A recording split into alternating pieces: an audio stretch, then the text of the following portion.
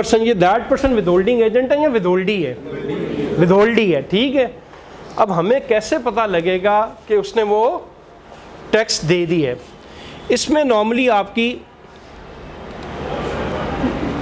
अब ये देखें, इसमें थोड़ा सा एक फाइन लाइन डिफरेंस है,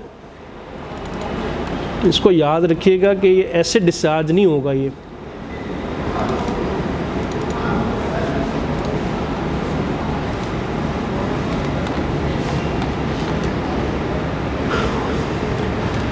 कहते हैं जी, if during audit he deposits the withholding tax required to be deducted with और without default charge, or deposits the evidence that the withholdee has deposited the return and hence liability is discharged to the extent of principal amount। उसने आपको evidence ला दिया कि जी विदहोल्डी ने अपनी tax return जमा करवा दी है और चूंकि ये उसका एडजस्टेबल टैक्स था तो टैक्स लायबिलिटी डिस्चार्ज हो गई है, ठीक है। और वो कहता है जी चूंकि डिस्चार्ज होगी तो अब मुझसे प्रिंसिपल अमाउंट आप ना लें। ये सही है या गलत है?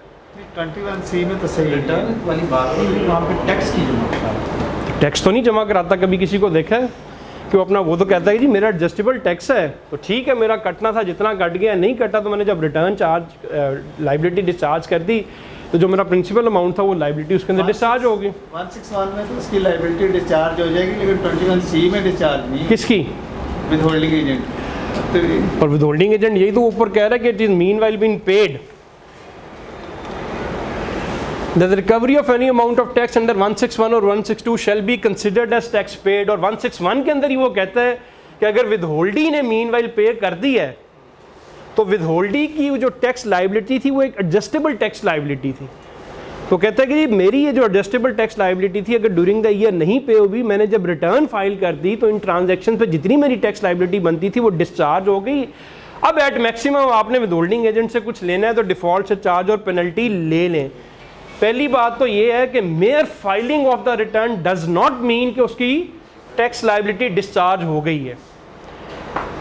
उसके लिए हमें एविडेंस चाहिए कि ये जो पर्टिकुलर ट्रांजैक्शन है ये आप लेजर्स में से दिखाएं, did you offer this transaction for tax और not. Mere filing of the return is not an evidence कि विदहोल्डी की टैक्स लायबिलिटी डिस्चार्ज हो गई है। हम उसे कहेंगे जो विदहोल्डिंग एजेंट के नहीं, आप जाएं, आपका उससे बिजनेस रिलेशनशिप है, आप उस विदहोल्डिंग एजेंट का, विदहोल्डी का लेजर लेकर आएं और दिखाएं कि ये पर्टिकुलर ट्रांजैक्शन जिसके ऊपर टैक्स कटना था उसने अपनी जो इनकम टैक्स की रिटर्न बनाई है उसके अंदर ये अमाउंट जो है ये वहां पे उसने शामिल कर ली है टैक्स रिटर्न के अंदर। जब ये एविडेंस एस्टेब्लिश होगा तो तब पता लगेगा कि इस ट्रांजैक्शन को उसने अपनी एनुअल रिटर्न के अंदर उसका हिस्सा बनाया कि नहीं बनाया। Mayor filing of the return is not an evidence.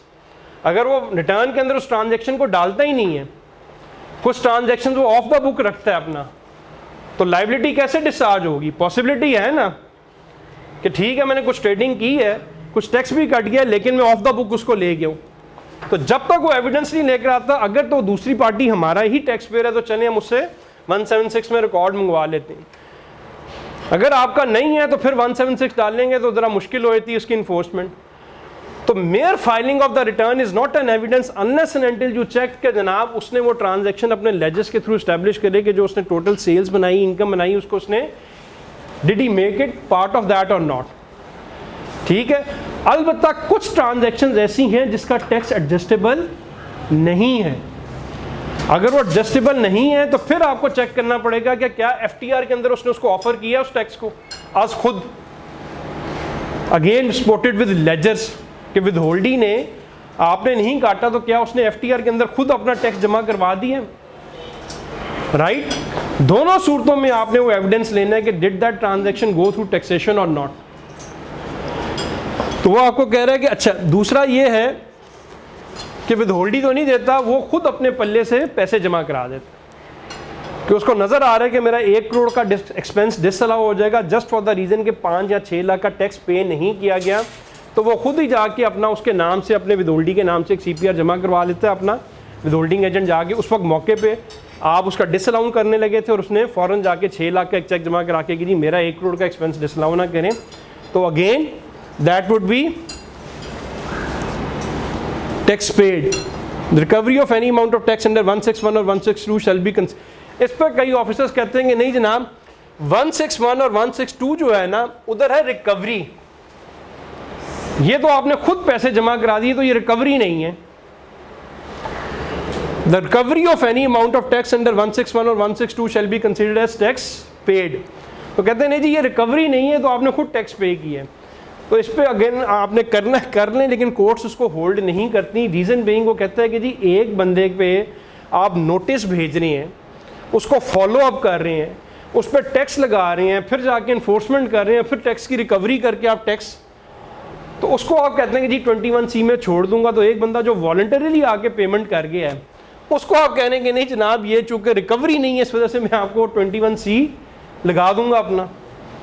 तो ये कॉमन सेंसिकल इंटरप्रिटेशन के अगेंस्ट है कि जहां आप इतनी एफर्ट कर रही हैं और उसके बाद जाके आप कह देते हैं कि it will be considered as tax paid, और उसका एक्सपेंडिचर डिसअलाउ नहीं करे, तो एक बेचारा जो खुद वॉलंटरली दे गया है कि जी ठीक है आप मेरा 1 करोड़ का एक्सपेंस डिसअलाउ मत करें, मैं खुद आपको जमा करा देता हूँ, उस पर आप कहें कि नहीं जनाब ये रिकवरी नहीं है, इसलिए मैं आपको 21C का बेनिफिट यहाँ पे नहीं दूंगा।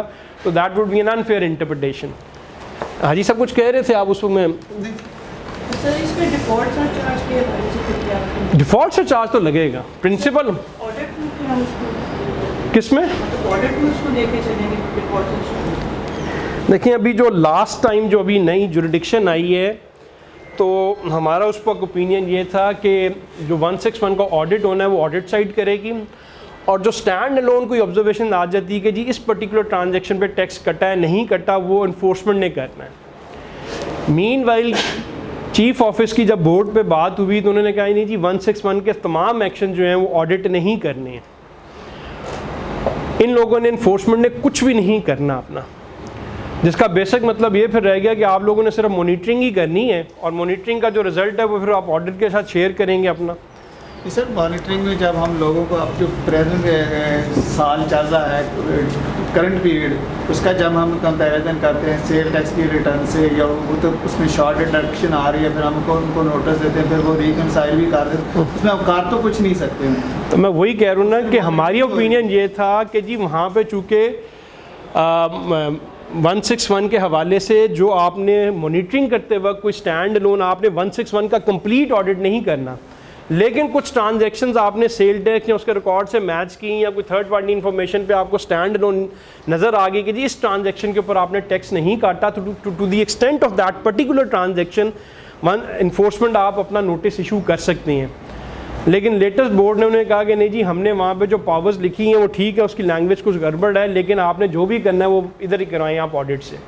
तो मीनिंग देर बाय कि अगर कोई स्टैंड लोन भी अगर ऑब्जर्वेशंस आ रही हैं तो वो भी पहले हम उसका कंप्लीट ही 161 के अंदर ऑडिट करें। अगर स्टैंड लोन की हद तक भी नोटिस इशू करना है तो वो कहते हैं ऑडिट वाले करें। तो फिर मॉनिटरिंग वाले जो हम नोटिस दे रहे हैं उनकी तो ये थी जो लास्ट डिस्कशन हुई थी चीफ ऑफिस में, उसके मुताबिक तो इन्फोर्समेंट वालों ने इशू नहीं करना था। अब दोबारा इंटरप्रिटेशन बदल गई तो अलहदा, तो हमने उस वक्त यही एजिटेट किया था कि जी अगर स्टैंड लोन है तो वो अपना इन्फोर्समेंट कर ले, जिस तरह 11 की रिकवरी, सेक्शन 11 की रिकवरी सेल टैक्स के अंदर आप इन्फोर्समेंट वाले कर रहे हैं कि जी अगर आपको कोई स्टैंड लोन डिस्क्रिपेंसीज नज़र आ रही हैं या पीछे से कोई ऑडिट से to the extent of a certain transaction है तो आप 11(3) के अंदर रिकवरी डायरेक्ट कर सकते हैं, क्योंकि हमारे पास केस आएगा तो हमने उसको कंप्लीट ऑडिट में सेलेक्ट करना है।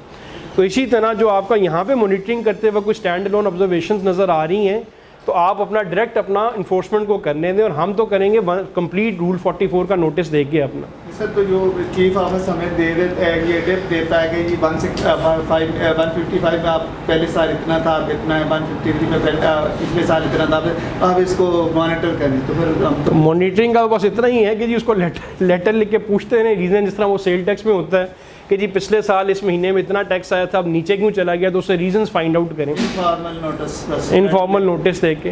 अब लेकिन मैं फिर वही कह रहा हूँ कि ये महीना 1.5 महीने पहले की डिस्कशन है। अब फिर चीफ ऑफिस ने बोर्ड से बात करके फिर ओपिनियन बदल लिया हो तो अलहदा बात है कि नहीं जी to the extent of that discrepancy enforcement वाले इशू कर सकते हैं। लेकिन लास्ट टाइम तो ये था कि नहीं जी सारे ऑडिट वालों नहीं करने।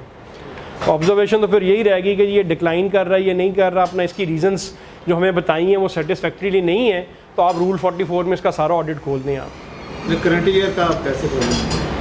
नहीं जब तक नहीं। अच्छा वो एक और क्वेश्चन में भी आपको बताता हूँ, is 161 an amendment? It's a recovery. 161 is not amendment of assessment, तो उसका आपकी रिटर्न से कोई ताल्लुक नहीं है। रिटर्न आई या नहीं आई, वो जो विदहोल्डिंग स्टेटमेंट जब तक आएगी, पहले शायद वो मंथली आती थी, अब 6 मंथली हो गई है कि क्वार्टरली होगी। जब तक हाँ क्वार्टरली स्टेटमेंट नहीं आएगी तब तक आपके लिए वो मुश्किल है। लेकिन इसका एनुअल रिटर्न के साथ आपको फ़र्क सिर्फ ये है कि एनुअल रिटर्न फील्ड में आ जाए तो आपके पास ज़रा डाटा ज़्यादा अवेलेबल होता है कंपैरिजन पर्पस के लिए, वरना ये नहीं कि जनाब पूरा साल गुजरेगा तो मैंने इसका चेक कर लेना है, राइट। लेकिन साल तक हम कुछ इसलिए वेट कर लेते हैं कि कंपनीज के अक्रूवल बेस्ड अकाउंटिंग है, तो कुछ पेमेंट जिसने कब आपने टैक्स काटना है, ये अक्रूवल बेसिस पे टैक्स कटना है 153 का, या किस बेसिस पे कटना है? पेमेंट बेसिस पे। तो वो चूँकि कंपनी के अकाउंट्स अक्रूवल बेसिस हैं, तो जब साल पूरा गुजर जाएगा तो उसने वहाँ पे आउटस्टैंडिंग लाइबिलिटीज़ अपनी लिखी हुई हैं जो अभी येट टू बी पेड हैं, एक्सपेंस पीएलएस में चार्ज कर लिया है, वहाँ पर अलबत्ता चार्ज होना है। तो अगर आप उसका वेट कर लें तो पिक्चर ज़्यादा क्लियर हो जाती है, राइट। वरना आप ड्यूरिंग द ईयर करेंगे तो वो सब उसमें ले जाएगा कि जी नहीं काटा, हाँ सर अभी पेमेंट नहीं की थी, अभी एक डिफेंस लाइन वो फ़ौरन उसका ले जाएगा कि जी अभी तो अक्रूवल बेस पे मैं कर रहा था, राइट। क्या आप कुछ क्वेश्चन पूछे? वैसे ही करते हैं, लेजर वाली बात आप कर रहे थे, लेजर से पहले भी उसका मैनेज नहीं होता है, तो वो लेजर तो सर मैनेज करके दे ही देगा आगे से। कौन से वाला? सर तो से लेजर लेके देना उसने भी ये ऑफर किया टैक्स के लिए उसने, तो पेमेंट्स लेजर से वैसे भी कौन सा पूरा देता है, यानी कि सारी अपनी सप्लाई तो वैसे भी कोई नहीं दिखाता। जो एक्चुअल लेजर होते हैं वो लहदा होते हैं, जो टैक्स के लिए होते हैं सर वो लहदा होते हैं, वो सर उससे मैनेज कर नहीं लेगा सर, वो इवेंचुअली एक्सरसाइज का इतना फायदा होगा। देखें अगर तो उसने सारी डबल बुक कीपिंग की हुई है तो फिर तो आप उसका कोई, लेकिन जब आपने उस एक सिंगल ट्रांजैक्शन को आइडेंटिफाई करना है तो वो सारा आपको लेजर देगा कि जी मेरी सेल्स में कहाँ कहाँ से गई हैं चीज़ें, तो सिर्फ एक सिंगल का नहीं देगा, आप सारे देखेंगे कि ये आपको थोड़ी पता लगेगा कि जनाब एक लेजर दे दिया है, उसकी सेल जा रही है लेटर से 1 बिलियन की और आप एक 20 मिलियन की अमाउंट तलाश कर रहे हैं, तो आप तो कहेंगे जी नहीं मुझे सारा 1 बिलियन का बैकअप दिखाएं ताकि मैं टोटल काउंट करूं कि ये 20 मिलियन उसका पार्ट है कि नहीं है अपना। लेकिन अगर उसने वो सारे कुकड अप किए हुए और अब cooking up of the books of account is much more easier with the software कि आप जो मर्जी उसमें फीड करते हैं उसी तरह ठक ठक ठक करके अपना वो बन जाता है, तो उसका आपके पास और कोई सोल्यूशन नहीं है कि फिर फर्दर आपने डिटेल देखनी है तो फिर बैंक अकाउंट्स देखें, उसको ट्रैक डाउन करेंगे पेमेंट कब आई कब गई कि नहीं गई अपना, वो फिर वहाँ पे और इतना टाइम किया जा सकता है, लेकिन इतना टाइम अनफॉर्चुनेटली हमारे पास होता नहीं कि एक सिंगल ट्रांजैक्शन को इतना लंबा ट्रैक डाउन करते रहें फिर हम कि जी बैंक अकाउंट दिखाएं, पेमेंट कब गई, किस वक्त गई, आपके अकाउंट से गई, उसके अकाउंट में आई नहीं आई, तो ट्रैक तो हो जाता है लेकिन फिर उसके ऊपर चला जाता है, आपके ऊपर और ज़्यादा आपकी लेंथी इन्वेस्टिगेशन हुई थी, वो अनफॉर्चुनेटली कोई बहुत ही हाई प्रोफाइल केस हो FIA की तरह तो फिर आप देखते हैं, अदरवाइज हमारे पास इतना वो टाइम नहीं है अपना। जनरली CPRs के थ्रू भी हम एनालिसिस कर लेते हैं। किसको?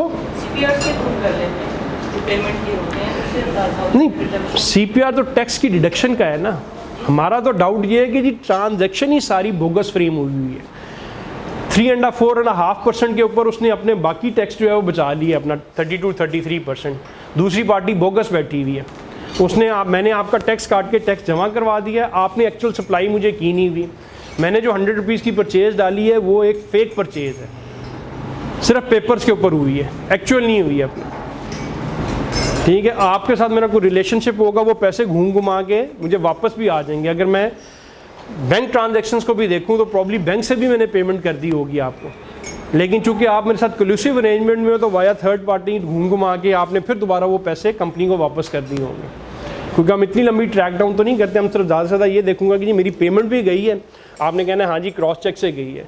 अब ये कि 4 महीने बाद 2 महीने बाद आपके किसी और बैंक अकाउंट में गई, उससे किसी और बैंक अकाउंट में गई और फिर रूट बैक होकर यहाँ पर डायरेक्टर या लिमिटेड कंपनी के अकाउंट में आ गई, तो इतनी लंबी कौन ट्रैकिंग करता है।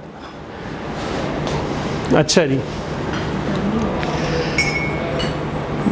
अच्छा जी, नेक्स्ट आपका ये है कि what would be the order if application of 161 versus 162 if both are under your jurisdiction, क्योंकि आपके पास पावर है ना कि विदहोल्डिंग एजेंट से भी रिकवर कर लें और विदहोल्डी से भी रिकवर कर लें, तो अगर दोनों ही आपके जुरिडिक्शन में हैं तो फिर आप किसके अगेंस्ट एक्शन लेना चाहिए? पहले सिर्फ 161 में करेंगे और अगर पॉसिबल नहीं था फिर 162। बेहतर ये है कि प्राइम रिस्पॉन्सिबिलिटी किसकी है, वो टैक्स विदहोल्डिंग एजेंट ने टैक्स काटना था, टैक्स किसका था, वो विदहोल्डी का, समझ आई कि नहीं? टैक्स किसका आपका विदहोल्डी का, अगर दोनों आपकी जुरिडिक्शन में हैं तो विदहोल्डी ने भी जो आपको अपना डिफेंस लाइन उस वक्त देनी है वो कहेगा कि जनाब उसने अपनी रिटर्न डिस्चार्ज कर दी हुई है, और मामला उधर चला जाएगा कि आप कहेंगे जी एविडेंस लेकर आएँ। अगर वो डायरेक्ट आपके पास है तो आप उससे पूछ सकते हैं कि जी इस ट्रांजैक्शन के ऊपर, क्योंकि टैक्स प्राइम रिस्पॉन्सिबिलिटी किसकी थी, वो काटना उसकी थी, लेकिन टैक्स किसका है अपना, वो टैक्स विदहोल्डिंग है। तो अगर आपने उसको पहले जाएंगे विदहोल्डिंग एजेंट, उसने ये लाइन ऑफ डिफेंस लेनी है कि जी उसने अपना रिटर्न डिस्चार्ज कर दी है अपना। आप फिर उससे ये पूछेंगे कि एविडेंस के जनाब उससे लेकर आएँ। उसका पहले एविडेंस ये होगा कि नहीं जनाब आपकी जुरिडिक्शन में लाई करता है, आप उसको भी नोटिस भेज दें अपना। मुझे अपने वो लेजेस नहीं शेयर कर रहा है मेरे साथ, लेकिन उसने रिटर्न ज़रूर फाइल कर दी, ये मुझे पता है अपना, ये उसका NTN नंबर वगैरह है, ये एक्टिव आ रहा है स्टेटस, विच मीन्स कि उसका रिटर्न फाइल्ड है।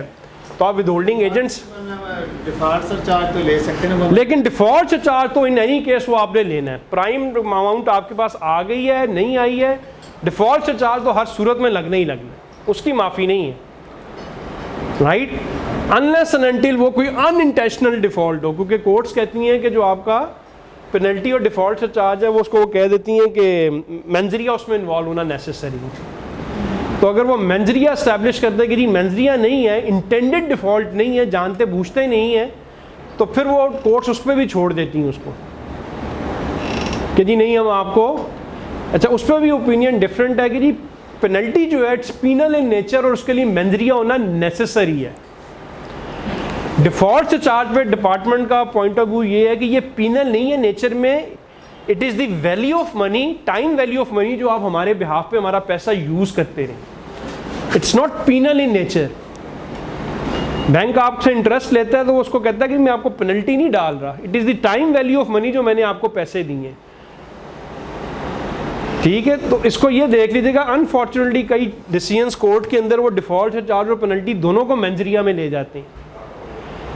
मेंजरिया है जहाँ पे आपके क्राइम के पीछे इंटेंशन को इन्वॉल्व है कि जी बाय इंटेंशन आपने ये काम नहीं किया, जानते बूझते भी नहीं किया, आपका पॉइंट ऑफ व्यू यही था, लेकिन डिफ़ॉल्ट का उससे कोई ताल्लुक नहीं। डिफ़ॉल्ट तो ये है कि जी मेरा पैसा आप यूटिलाइज करते हैं, वो उसकी मुझे डिफ़ॉल्ट से चार्ज ऑफ उसका मुझे क्या कहते हैं इंटरेस्ट रेट दे दें एक अपना, ठीक है कि नहीं, वो उसका पीनल मजर से कोई ताल्लुक नहीं।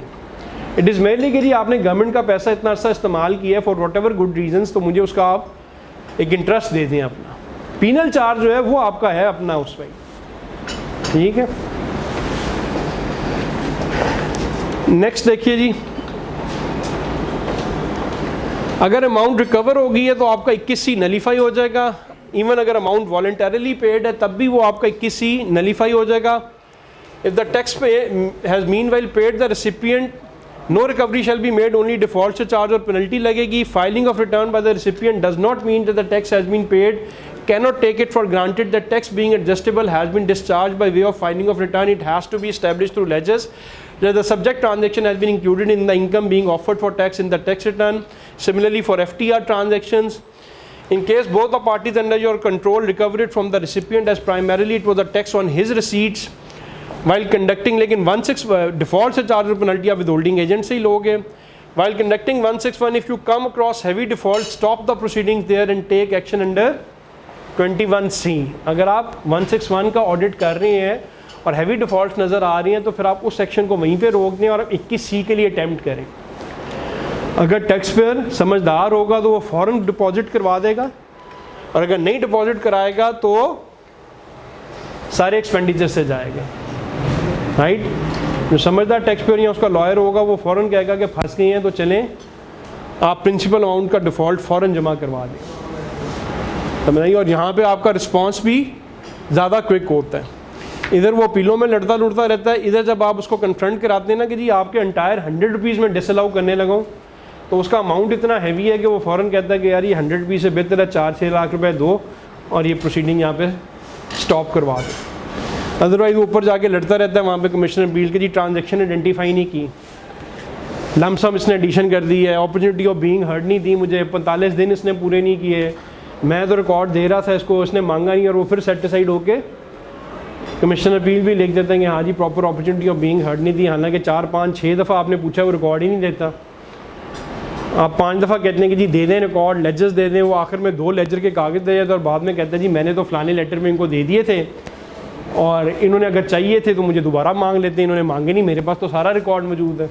तो फिर सेटिसाइड होके वापस आ जाता सर जो हम 7 दिन की अपॉर्चुनिटी देते हैं ना, वो ऐसे कंसीडर होती है जैसे अपॉर्चुनिटी नहीं दी। 50 डेज़ की बोर्ड ने जो कहा ना, वो 3 दफ़ा देनी जरूरी है, 45 डेज। अच्छा, इसका सिर्फ एक तोड़ है, क्योंकि वो कहते हैं कि जी 40 और उस पर कोर्ट्स कहती हैं कि 15 डेज़ उसको क्लियर अपॉर्चुनिटी हो।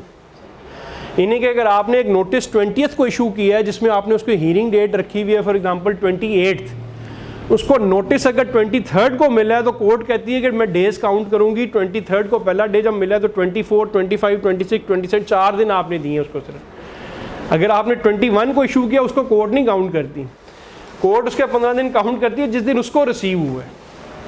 तो इट इज़ नॉट कि अगर मैंने यकम को कोई नोटिस इशू किया और 15 को मैं कहूँगा जी मैंने 15 दिन दे दिए हैं, वो कहते हैं कि नहीं जी उसको नोटिस अगर 4 तारीख को मिला है तो उसको क्लीन डेज जो हैं वो वहाँ से 4 से ऑनवर्ड स्टार्ट होंगे अपना, और वो देनी भी 3 है सर, 3 है 45 डेज़ की। 45 डेज। अब वो प्रॉब्लम है कि एक तरफ प्रेशर होता है आपके ऊपर कि जनाब आप केस वाइंड अप करें, केस वाइंड अप करें। अगर वो केस वाइंड अप करते हैं और 45 डेज़ देने हैं तो फिर आपका केस वाइंड अप नहीं होता, तो मजबूरन फिर क्या कहते हैं हम एक दो बस अपॉर्चुनिटी दे दूँ कि, लेकिन उसका सिर्फ एक तोड़ है कि अगर आप टैक्स पेयर पे ऑर्डर शीट पे कहीं लिखवा लें उसके लॉयर से, उसका वो आ जाता है कंप्लाइंस कर देता है कि जनाब no further opportunities required, the discussion has taken place, all documents have been submitted and no further opportunities required for further discussion of the case. पहले अफसर लिखते थे ना सर, ये उसकी ऑर्डर शीट पे लिखवा लें तो ये उस 45 दिन का तोड़ है डिस्कस बाद ऑर्डर कि जी मैंने अगर नहीं भी दिए 45 तो टैक्स पेयर खुद कह रहा है कि I don't need any opportunity.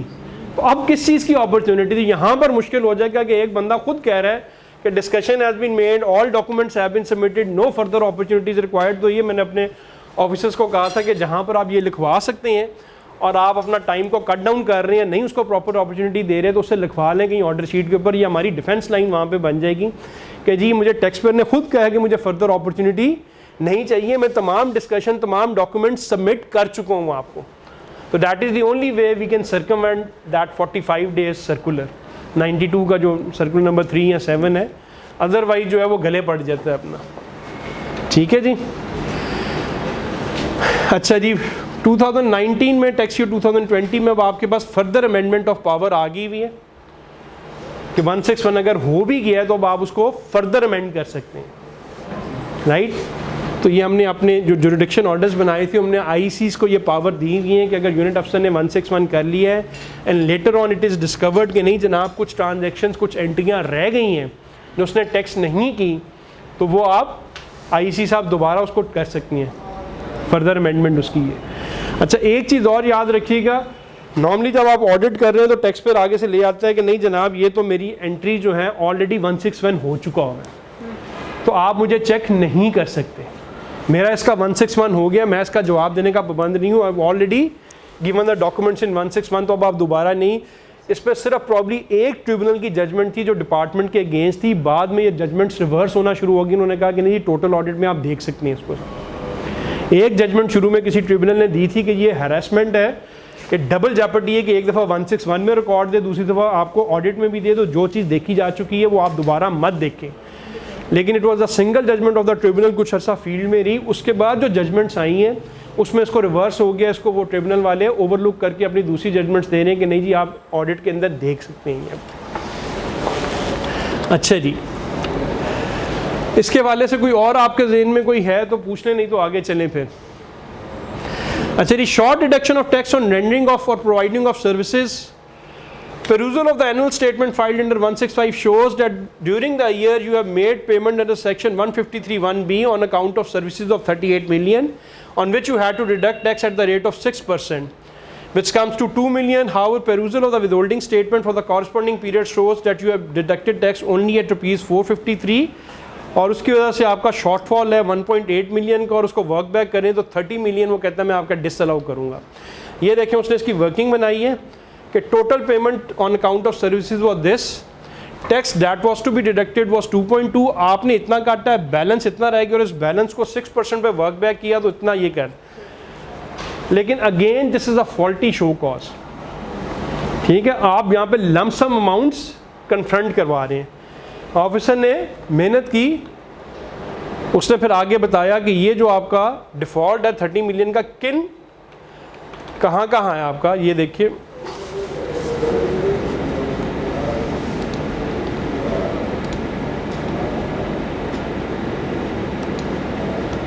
उसने सारी अपना एक एक करके बताई कि जी ये नेम ऑफ पार्टी था, ये सेक्शन है, ये अमाउंट पेड, ये रेट ऑफ डिडक्शन, ये this is what the commission appeal wants you to do कि जी एक एक पार्टी एक एक ट्रांजैक्शन आइडेंटिफाई करें अपना, ठीक है कि नहीं।